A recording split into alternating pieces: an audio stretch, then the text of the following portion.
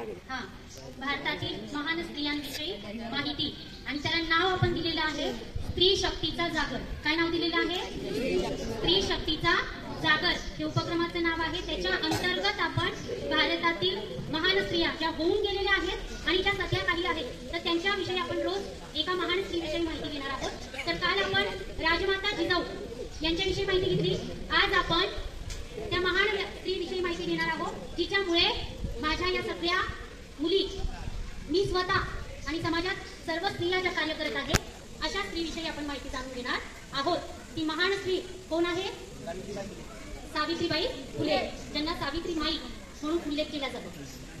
सावित्रीमाई फुले. लक्षपूर्वक सगळ्यांनी ही माहिती ऐकायची आहे आणि माहिती ऐकून झाल्यानंतर ठरल्याप्रमाणे प्रश्न मंजुषा, एका प्रश्नाचं उत्तर दिलेल्या विद्यार्थ्याला आणखी 2 प्रश्न आणि 3ही प्रश्नांची उत्तर दिल्यानंतर बक्षीस. तर सावित्रीमाई फुले. सावित्रीमाई फुले यांना क्रांती ज्योती किंवा ज्ञान ज्योती म्हणून संबोधल्या जातं. सावित्रीमाई फुले यांचा जन्म 3 जानेवारी 1831 रोजी झाला. जन्मस्थळ सावित्रीमाई यांचा जन्म सातारा जिल्ह्यातील खंडाळा तालुक्यातील नायगाव या गावी झाला. खंडोजी नेवसे पाटील हे त्यांचे वडील आणि त्यांच्या आईचं नाव होतं लक्ष्मीबाई. आता तुम्हाला माहिती आहे की पूर्वीच्या काळामध्ये मुलींचा खूप लहान वयामध्ये विवाह व्हायचा. मग आपल्या सावित्रीमाईंचा देखील वयाच्या 9व्या वर्षी एका महान अशा व्यक्तिमत्वाशी विवाह झाला होता. ते महान व्यक्तिमत्व म्हणजे क्रांतिसूर्य महात्मा ज्योतिबा फुले. या महान व्यक्तिमत्व, महान व्यक्तींशी त्यांचा विवाह वयाच्या 9व्या वर्षी झाला होता. म्हणजे ज्या वयामध्ये आम्ही उड्या मारतो, खेळ कोणते खेळायचे त्या वयामध्ये त्यांचा विवाह क्रांतिसूर्य महात्मा ज्योतिबा फुले यांच्याशी झाला होता. विवाह झाल्यानंतर आता महात्मा ज्योतिबा जो फुले थे ना, ते खूप महान असे समाजसुधारक होते. त्यांनी समाजातल्या लहानपणापासून जातीयवादाचे त्यांनी खूप चटके सहन केलेले होते. त्यामुळे समाजात असलेला जो चतुर्वर्ण जो झालेला होता त्याच्याविषयी त्यांना खूप राग होता, प्रचंड चिड होते. समाजामध्ये असलेले 4 वर्ण आणि त्याच्यामुळे उच्चवर्णीयांकडून जे निम्न वर्गाचे माणसं होते त्यांच्यावरती अन्याय होत होते. हे अन्याय त्यांना सहन होत नव्हते. मग अशा काळामध्ये ते आपल्या समाज सुधारणेसाठी कार्य करत होते, शिक्षणासाठी कार्य करत होते, दलित वर्गांच्या शिक्षणासाठी कार्य करत होते, महिलांवर होणारे अत्याचार थांबवण्यासाठी कार्य करत होते.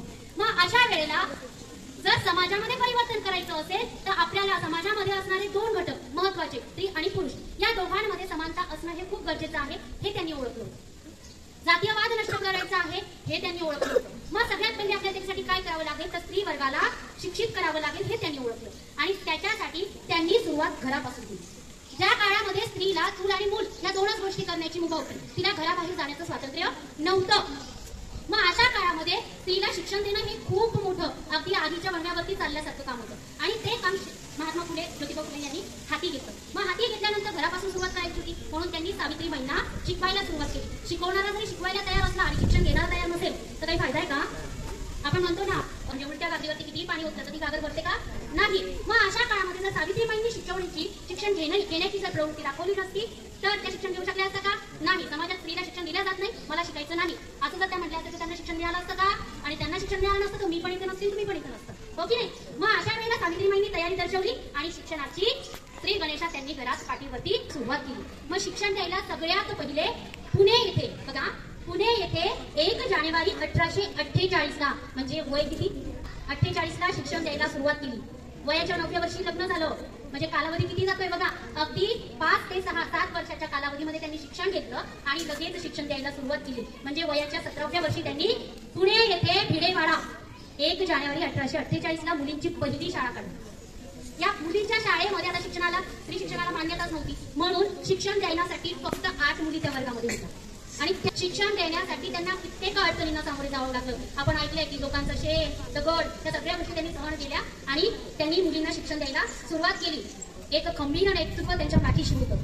महात्मा ज्योतिबा फुले यांच्या सहकार्यांनी सावित्रीमाईंनी या मुलींना शिक्षण द्यायला सुरुवात केली आणि या मुलींना शाळा त्यांनी वेगवेगळ्या ठिकाणी स्थापन केल्या आणि या 18 शाळेमध्ये शिक्षण द्यायचं कार्य, मुलींना शिक्षण देण्याचं कार्य सुरू करण्यात आलं. त्याच्या दलित समाजाचे काही मुलं देखील होते, अस्पृश्य समाजाच्या मुलांना देखील या ठिकाणी शिक्षण द्यायला सुरुवात केली. म्हणजे सावित्रीबाई ह्या एक शिक्षिका देखील होत्या पहिल्या आणि पहिल्या मुख्याध्यापिका म्हणून देखील त्यांना संबोधले जाते. भारतातील पहिली स्त्री शिक्षिका, भारतातील पहिली स्त्री मुख्याध्यापिका म्हणून सावित्रीबाईंचा उल्लेख केला जातो. मग असं शिक्षण देत देत त्यांना शिक्षणाची आवड होती. त्यांना मग शिक्षणात आलं तर आपल्यामध्ये अनेक गोष्ट वाढ होते. मग तशा त्या कवयित्री बनल्या, लेखिका बनल्या. मग या दरम्यानच्या काळामध्ये त्यांनी काव्य फुले हा कविता संग्रह प्रसारित केला. म्हणजे बघा, आपल्याला एखाद्या गोष्टीची चीड असेल, एखादी गोष्ट आवडत असेल तर त्याच्यावर आवाज उठवण्याचं माध्यम कोणतं असतं तर आपली लेखणी.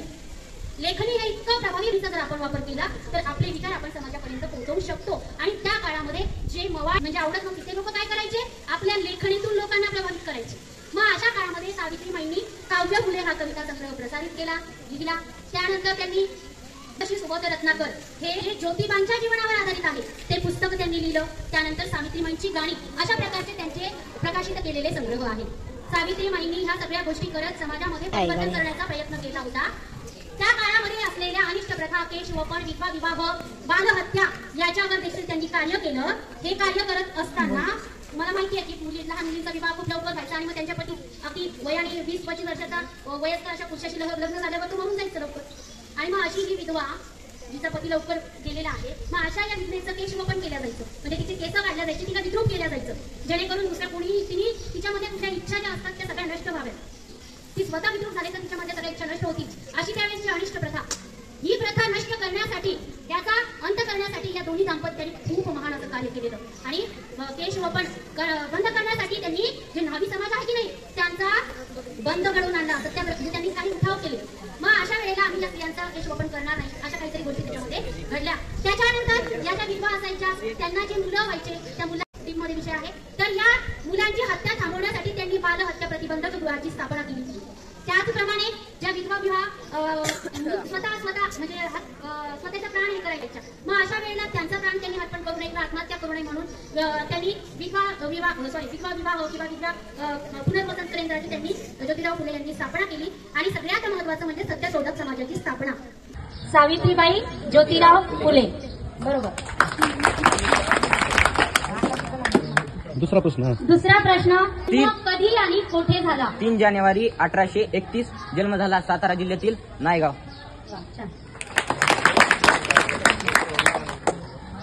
यांचं सावित्रीबाईंचं एक काव्य संग्रह प्रसिद्ध झाला होता. त्या काव्य संग्रह कविता संग्रह कोणता?